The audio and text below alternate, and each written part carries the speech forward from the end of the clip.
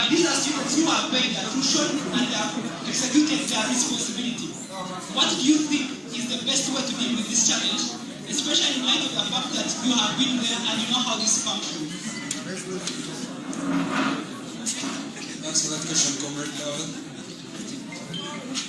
The Universities and Tertiary Institutions Act, our administrators are responsible for our welfare at the campuses, our stay here, including marks and every other thing. In developing the ACME system, we had the IAM system. As IT technicians, if you're integrating system, if you bring in a new system into an environment, you have to bring it either in a parallel way or just scrape it off. So what the university chose to do was scraping off the old system and they begin with a new system. And that's how we ended up having all the challenges we had of missing marks, people having names on their photos that were not actually theirs. But from the time I entered in office, where I had actually found them implementing that system, I embarked on making sure that system works perfectly well. That's why I told you we are even developing an AI bot that's going to help automate those systems for students. About the issue of uploading marks, the system right now takes in marks, but I'd like to inform you, Comrade Lowell, the issue of missing marks is because our academic registrars at colleges have failed to upload student marks and lecturers, because they are the only people with administrative powers to do that. So it's us to keep pushing them not to upload those marks, and the marks not being there, it's actually not something by the We have developed a system and it's working, and we are correcting everything that is. Thank you so much. Very extensive answer. Comrade Edward, yes, you were particularly mentioning the course that you do. So it attracts the question of, there is a sexual harassment policy in this university. However, there are still challenges pending in that regard.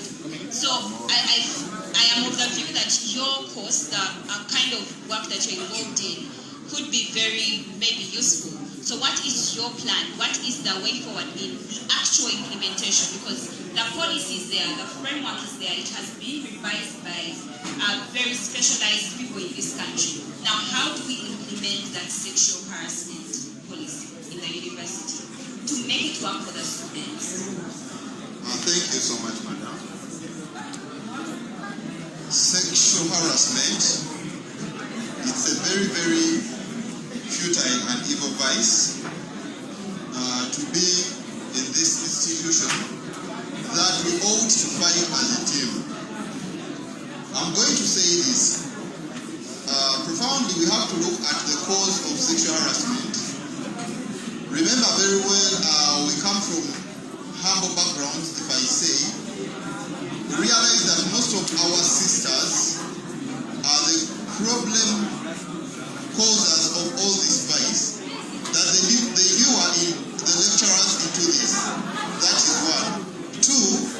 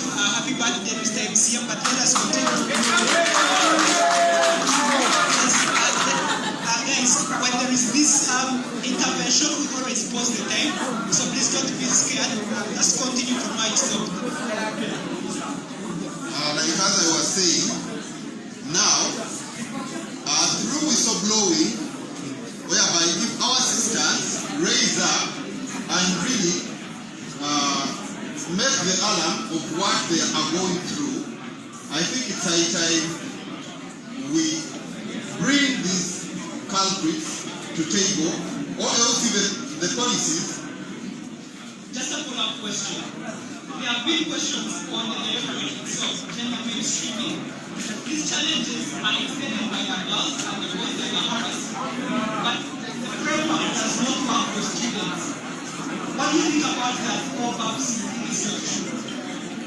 The framework may not be working for students only because it's favoring the perpetrators. Why?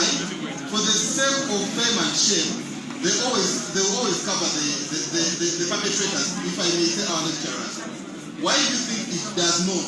The reason being, most of our victims do not come out with evidence. And even if they came out with evidence, they came from what I would call number background. You realize that most of the students don't follow up these cases because they are lured into this, they get money, and because they are corrupt-minded. So if really you need money, someone will always come back to you and ask for you not to whistleblow, so they will always use this opportunity. The only reason as why this policy cannot work is because most of the students, all the students, those who are victims, are really corrupted. So we can only cap this if we really give students reasons as to why they have to fight for their rights, especially the sexual rights. This can only be done if we assure them that we are going to bring to book the perpetrators if they are brought out, and also if we engage them in business that can keep them always on. Thank you so much for your response. Comrade Bombardier, someone raised an issue of hostels, especially the off-campus ministry.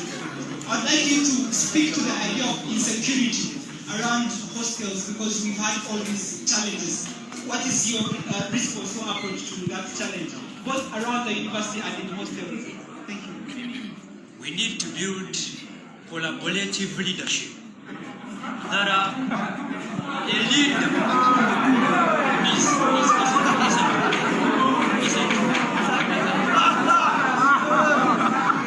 Bombardier oil! Bombardier oil! I'm responding to my question that we must build collaborative leadership. That a leader from class, that a class representative, that a GRC, that a college president, that a representative of students at hostels are all moving to score one goal. In security, we have the one that is internal and external insecurities. We want to have a policy that restrains deployment of security forces that are not educated at Makerere Universty. You cannot handle students who are gallant intellectuals when you are a senior 3 or a primary dropout. That is why someone flogging you as a Makerere student, it does not take him anything. He thinks that maybe being at Makerere is just walking. It takes hard time for someone to come at Makerere University. Having security forces who have at least diploma. Someone understands, someone reasons. You speak to them and they understand. That is how we are going to solve the security and that is flogging students as if they are drums. We have capacity to end this. Yes. Thank you so much for that. We hope that from this segment, the audience has been able to know who they want to support, which policy maybe they want to be behind. So the next segment is going to be a couple of questions, but you're going to have 2 minutes to answer those questions. And because we are in here under the spirit of the National Unity Platform, the question is, there is a lot of reported division within the party. There are a lot of things that are going on within the party, and because you want to come under this party, what is going to be your contribution towards the growth of this party, so that even national-wise, you gain a certain kind of respect? What is your contribution? Why are you here under National Unity Platform? You have 2 minutes. No particular order. Anyone who is ready could take a question. Yes, thank you so much for that question. I'll actually stand up to address that. Like you addressed that there are a lot of divisions in the party, particularly NUP Mark chapter. It's not a rumor.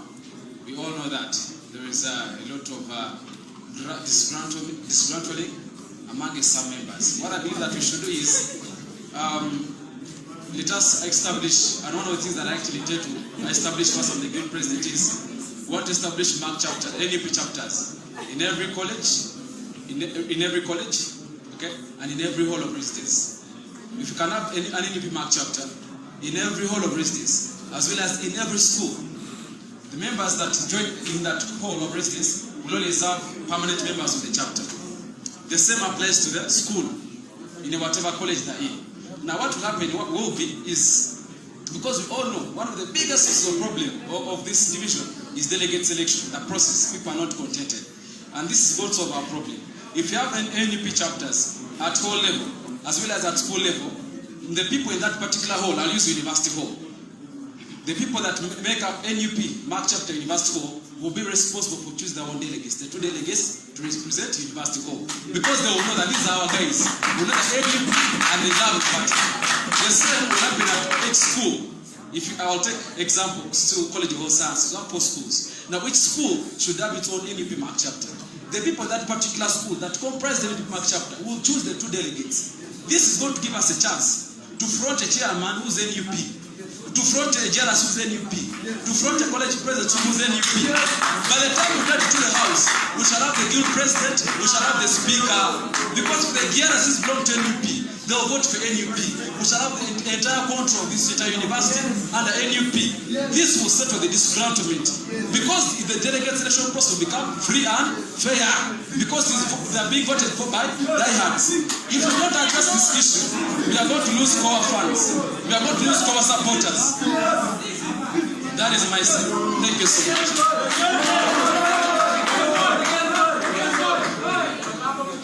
Thank you so much. Thank you so much. The question we have on the table is how can we reunite the divided NUP like you said? It is very easy. It is very easy. We must understand the mission of National Unity Platform, that we need to rally people again. Kk Uganda, that was the baseline of our party. We need to now sensitize the nation, the youth, that it is time for our generation. And they can really buy our ideology that we want to have leadership that is pro-people. People are willing to have leadership that they own. People are not happy. People in the country, youth are not happy. Injustice is like injustice. We need to sensitize the masses and take on the rallies that are sensitizing, reaching to ground level, telling people that it is the right time for the National Unity Platform to be granted a chance to lead this country, not only this university. Our plans are leading and liberating this nation. Thank you so much.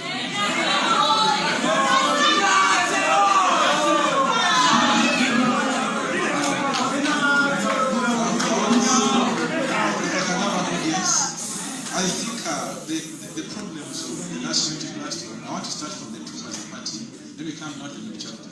I want to remind you of FDC. FDC was one of the most powerful parties in East Africa as opposition. But when Kizza Besigye distanced himself a bit, the party, should I say, almost fell down to shambles. Because the party was focused on the person and not the core values or the cause. For any movement to be successful, we have to put the cause above the people. Which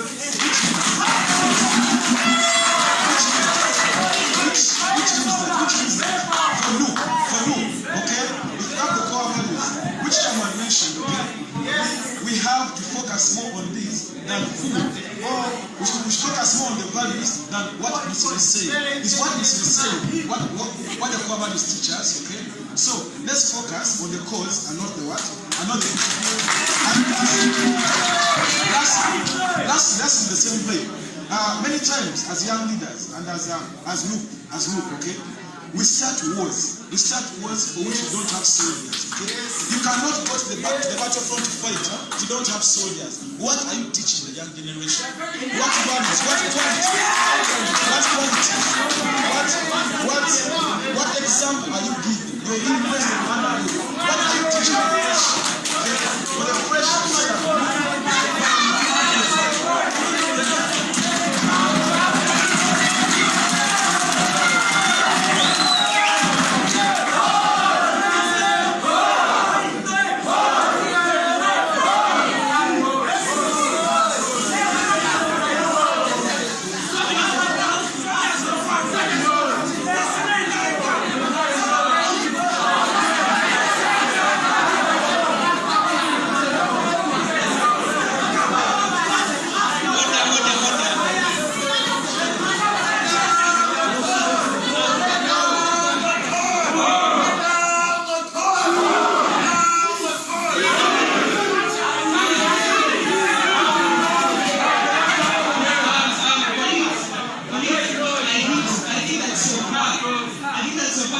parties are all good. Let us not feel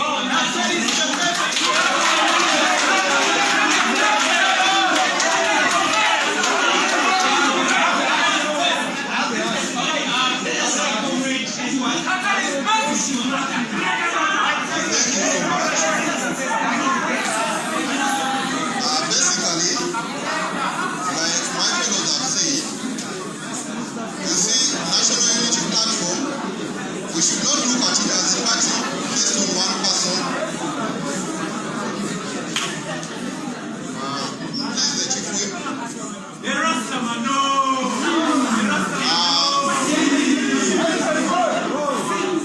Please, Mr. Chief Whip, I beg for your guidance here. Like the fellows have said, the party is beyond the party president or the principal himself. But it's based on the core values of the party that are looked at as the discipline, reliability, inclusiveness, integrity, fidelity, and service. Now, majorly, I would look at one of the key factors. That would be like the meetups and mobilization. It's high time we mobilize our fellows in big numbers for a cause, and they should come and really know what is or transpires. Most of us have supported NUP from outside school, but we really do not know the backbone, or we do not know what transpires and the type of people that work within NUP. I must quote one of the political analysts on one social media once happened to say that NUP supporters are hooligans, yet those who are so gentle, diplomatic, just there as a hideout, or they are just using the ticket to get where they want.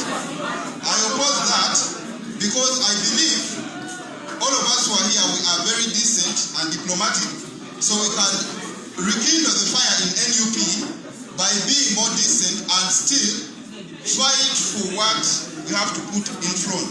We can also look at putting up conferences and invite our national leaders, take a look at the members of parliament to really put in more energy and fire into our students here so that we really understand the core values of NUP and what we are doing. Also, our leaders here at Makerere Universty, the leaders should also look at nurturing the incoming. Thank you so much.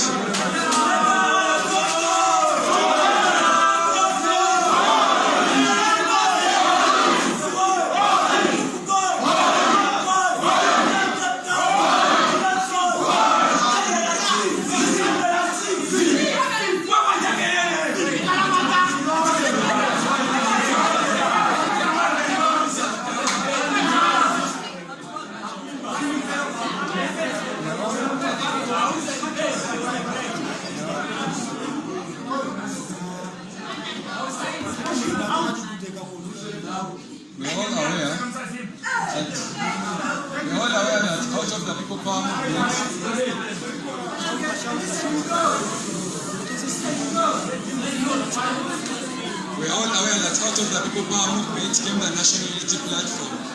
And as you move, as it's a movement, you're going to get very many hypocrites along the way. Very many people that are going to pretend that they are for you and they are not for you. Just like Robert Chagulanyi said that bagambe yalinga democracy bamunafiya kati yatukana hypocrisy.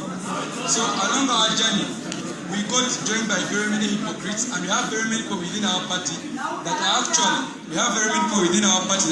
working to destroy us from within, and that's where the disunity comes from. As a party, as we dish out the aged leaders and embrace the new leaders, we should establish structures right from the grassroots. Establish young people whom we are going to teach our values and all the things we stand for, and actually raise them into our national leadership. And that's how, moving forward, in the next 50 years, we are going to have a single national unity platform with only united people of like minds.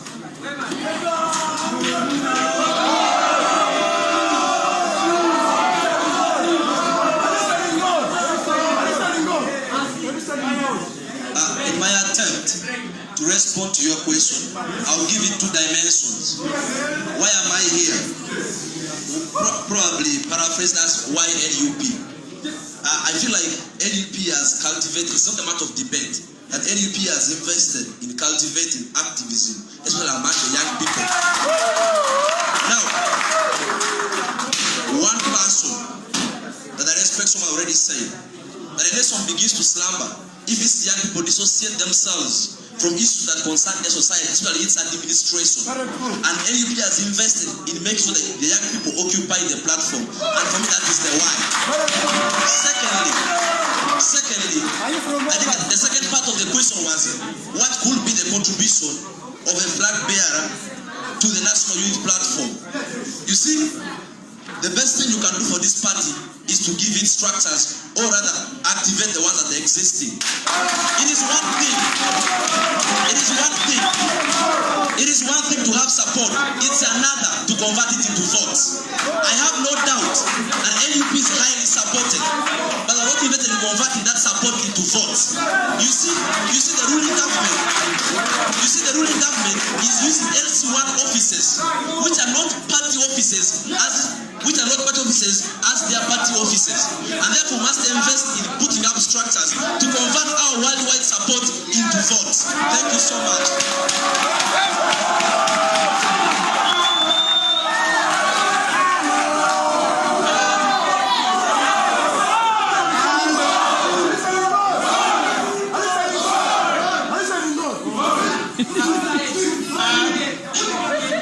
Colleagues, thank you so much for the support. I am going to call upon the candidates. Please be responsible for your people. Let us have tranquility here. Now, moving forward, we are going to give a chance to the audience to ask questions. However, because of time, we are going to have only 5 questions. I'll ask Comrade Musili. If you could help us, guys. If you could help us with selection of the 5 people, but just as a guiding tool, if you could be gender sensitive. Thank you so much.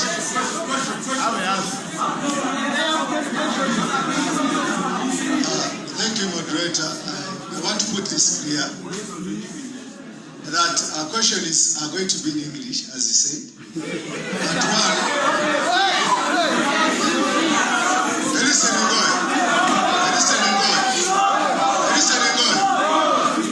Gentlemen there, can you behave? This is very, very important. That we should avoid repetition. If the question that you had has been asked, there's no reason why you should deliberate. Okay? So we start, and it is gender sensitivity. We should have ladies. I want to have at least one who is standing to represent those that are standing in the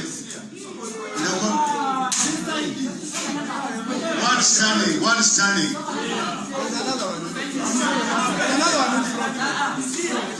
Let us have this gentleman here. I think for us to be precise and concise, we should call them to stand here as we get other people. Now, the next person. Can we have a lady? A lady?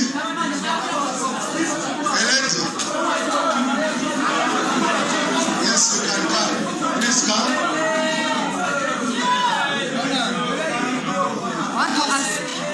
Beautiful ladies, beautiful ladies in the house. Handsome gentlemen, yes, we got someone from here. Can we get a gentleman from here? Yes. You can choose from this forum one of the two. Can we get the man in the suits or the man in the gown? Please, listen to me. Do we have the gown oil or suits oil?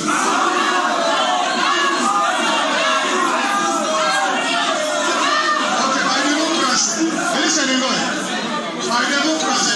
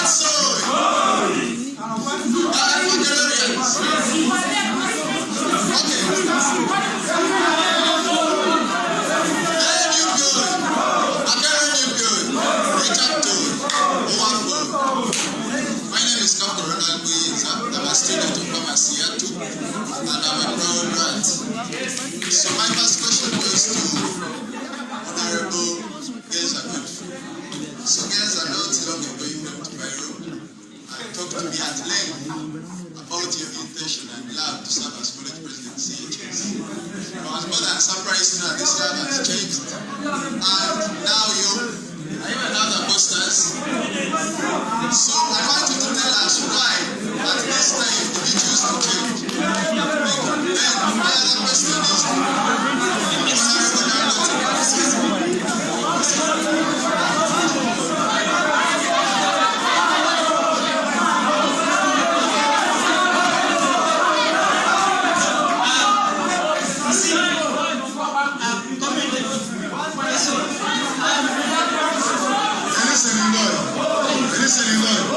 we have the rules of the game. So if it is one question, it should be one question.